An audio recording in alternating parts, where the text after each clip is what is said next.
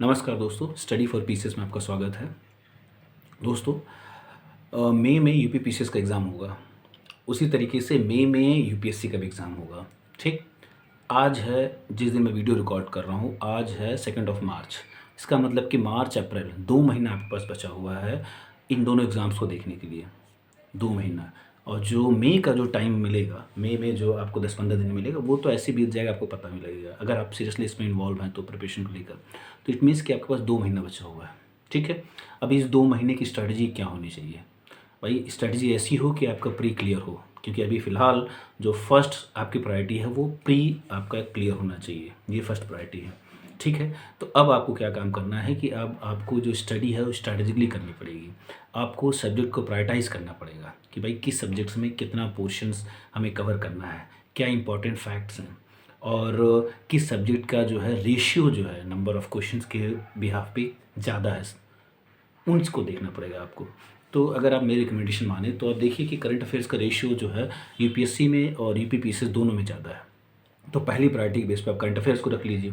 उसके लिए आप कीजिए क्या, उसके लिए आप जो है पिछले 6 महीने के, आप नवंबर से भी काउंट कर सकते हैं, नवंबर, दिसंबर, जनवरी, फरवरी, मार्च, ये पूरा जो है करंट अफ़ेयर्स का डेटा अपने पास रख लीजिए। आप कोई भी मैगज़ीन को ले लीजिए, 2 मैगज़ीन ले लेंगे तो ज़्यादा बेटर रहेगा। दोनों मैगज़ीन, कोई भी 2 मैगज़ीन लीजिए, विज़न की ले लीजिए, आप दृष्टि की ले लीजिए, मैगज़ीन ले लीजिए, ठीक है? और इनको जो है कंटीन्यूअस बेसिस पे पढ़ना स्टार्ट कर दीजिए, पहली चीज़।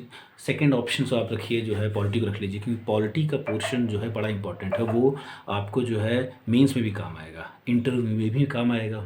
तो अगर तीनों जगह है तो भाई उसको सेकंड नंबर प्रायोरिटी देना ज़रूरी है। उसके क्वेश्चन भी ठीक ठाक आते हैं अगर आप देखें तो सेकंड नंबर पे आप जो पॉलिटी को रख लीजिए। उसके बाद आप ज्योग्राफी को रख लीजिए। ज्योग्राफी क्योंकि मैपिंग के थ्रू, ये मैप्स आप देख रहे हैं, मैप के थ्रू ईजिली कवर हो जाता है। ठीक है? और इसको आप करंट से भी लिंक कर सकते हैं, ज्योग्राफी को रखिए। उसके बाद हिस्ट्री को रख सकते हैं आप, साइंस को रख सकते हैं। तो ये सारे डेटा इस तरीके से आप कवर कीजिए। ठीक है? सबको प्रायोरिटी बेस पे रखिए।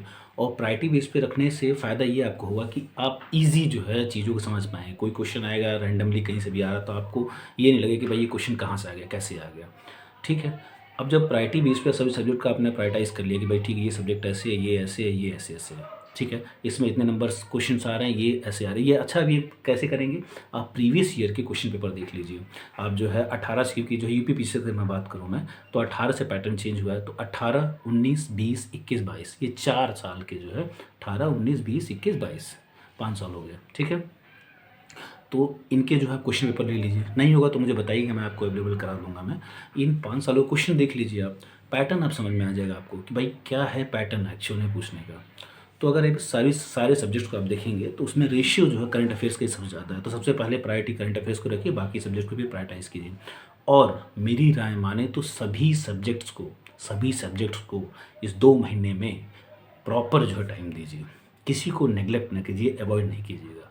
सबको प्रॉपर टाइम दीजिए। वो इसलिए क्योंकि भाई सबका रेशियो वहाँ पे है और मेरिट जो बनती है 85 से 90 के बीच में अब मेरिट आ रही है जब से नेगेटिव मार्किंग स्टार्ट हुई है। तो उसमें एक-एक क्वेश्चंस की वैल्यू हो जाती है। तो एक क्वेश्चन भी छोड़ना, मिस करना गड़बड़ हो जाएगा। मतलब भारी नुकसान हो जाएगा, फिर अगले साल के लिए फिर वेट कीजिए। ठीक है? तो अभी इस 2 महीने में स्ट्रैटेजिकली आप यही कीजिए कि अपना एक टाइम टेबल आज ही के डेट में बना लीजिए। अब टाइम टेबल बना के उसी हिसाब से हर सब्जेक्ट को प्रॉपर तरीके से टाइम दीजिए और 2 महीने तक दीजिए, रिज़ल्ट आपको मिलेगा। आज की डेट में ये डिसाइड कर लीजिए कि भाई अब जो है जो 2 महीना बचा हुआ है, इस 2 महीने में करना क्या है आपको। क्योंकि ये जो 2 महीना है ना, ये बड़ा क्रूशियल है। बहुत सारे स्टडी चैनल्स होंगे और बहुत सारे कोचिंग्स भी होंगे जो आपको गाइडेंस दे रहे होंगे, बहुत सारे स्टडी मटेरियल्स दे रहे होंगे, सब कुछ दे रहे होंगे। लेकिन एट द लास्ट आपकी जो सेल्फ स्टडी है वही काम आएगी। अगर आप सेल्फ स्टडी नहीं कर रहे हैं तो कितना भी मटेरियल ले लीजिए, क्या फ़र्क पड़ता है? कुछ फ़र्क पड़ेगा क्या? नहीं फ़र्क पड़ेगा। भाई आप क्वेश्चन पेपर जब लगाने बैठेंगे, आप एग्जामिनेशन हॉल में बैठे रहेंगे, हाथ तो काँपेंगे आपके। जब आएगा ही नहीं तो क्या करेंगे? स्टडी मटेरियल लेके क्या करेंगे आप? इसीलिए सबसे ज़रूरी इस टाइम जो बचा हुआ है वो ये है कि आप सेल्फ स्टडी पे ध्यान दीजिए।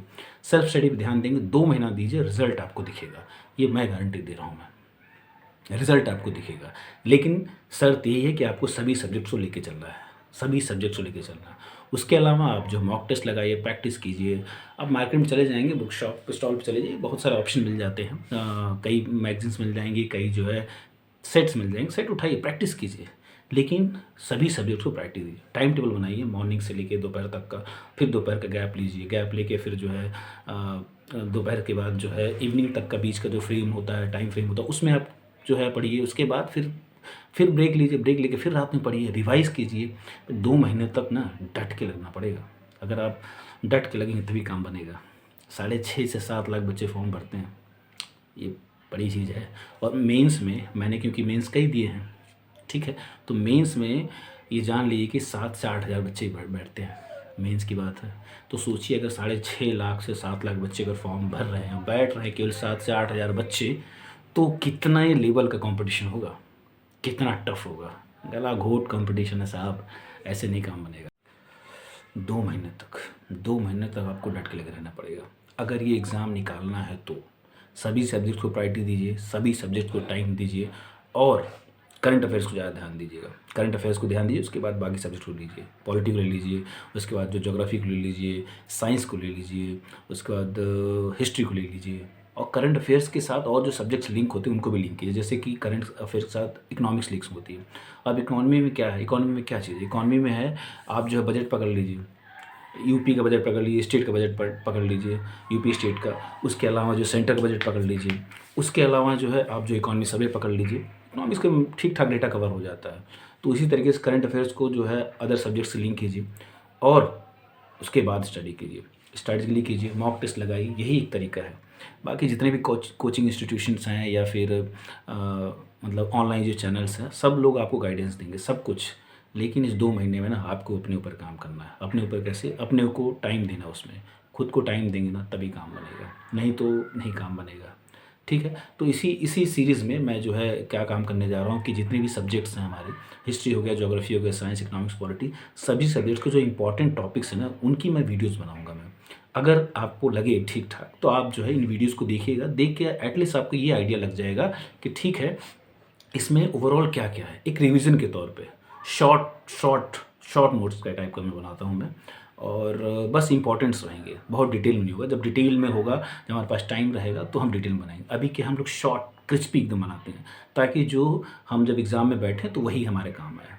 कोई भी किसी भी सब्जेक्ट्स का होगा, ज्योग्राफी होगा, हम सीधा फैक्ट के ऊपर काम करते हैं ना, थ्योरीज के ऊपर बाद में काम करेंगे। अभी इस टाइम फैक्ट का टाइम है, और यूपी पीसीएस में तो फैक्ट ही चलता है, बिना फैक्ट के काम बनेगा ही नहीं। लगभग 90% फैक्ट आता है, 10% थ्योरी आती है। थोड़ा सा चेंजेस हो रहा है, पैटर्न में कुछ चेंजेस किया है आयोग ने, और कर ही रहा है, बट फिर भी अभी भी फैक्ट का रेशियो बहुत है। और फैक्ट दबा के पूछता है, मजाक नहीं है, दबा के पूछता है। यूपीएससी वालों की बैंड बच जाती, बाकी यूपी पीसीएस जो स्टेट वाले तो वो तो फिर ठीक ही है, अपने हिसाब से कर ही रहे हैं। तो इसलिए मैं क्या काम कर रहा हूँ कि अब जो है मैं आने वाले जो वीडियोस में मैं जो है सब्जेक्ट वाइज इंपॉर्टेंट्स टॉपिक्स को जो है कवर करूँगा मैं, ताकि आप उसको देख के आपका भी डेटा जो है एक रिवीजन हो जाए, और लास्ट टाइम पे एक बार वो देख लेने में ईजी हो जाएगा। हम लोग जो है बुक्स देखते हैं, वो भी अच्छी चीज़ है। एक बार हम देख कोई मान लो हमारे पास ऑडियो पड़ी हुई है, कोई वीडियो पड़ी हुई है, हमने जो 2 मिनट में उसको थोड़ी स्पीड बढ़ा ली, 0.50 की स्पीड कर ली या 1 की स्पीड कर ली, फटाफट करके हमने देख लिया, तो उससे रिवीजन हो जाता है। तो अब मैं वही करने जा रहा हूँ। मैं जो है कुछ जो है सब्जेक्ट्स हैं, जो इंपॉर्टेंट सब्जेक्ट्स हैं, उनके मैं इंपॉर्टेंट उस टॉपिक को जो है की वीडियोस बनाऊंगा, और आप उसको एक बार देखिएगा। अगर आपको समझ में आएगा तो आप मुझे बताइए उसमें और क्या अमेंड किया सकता है, या फिर आपके लिए वो फ़ायदेमंद है कि नहीं। लेकिन पूरी कोशिश रहेगी कि वो आपके लिए फ़ायदेमंद हो, क्योंकि मुझे भी ऐसा लगता है कि लास्ट मोमेंट पे ना जो हमारे पास इंपॉर्टेंट टॉपिक्स मिल जाएँ, पॉइंट्स मिल जाएँ, रिवाइज जाए, उससे बेटर कुछ भी नहीं है। बाकी मॉक टेस्ट लगाते रहिए, सभी सब्जेक्ट को इस टाइम प्रायोरिटी दीजिए। 2 महीने की स्ट्रेटजी है, 2 महीने तक जुटे रहिए, बिल्कुल जुटे रहिए, और कोई भी ऑप्शन नहीं है।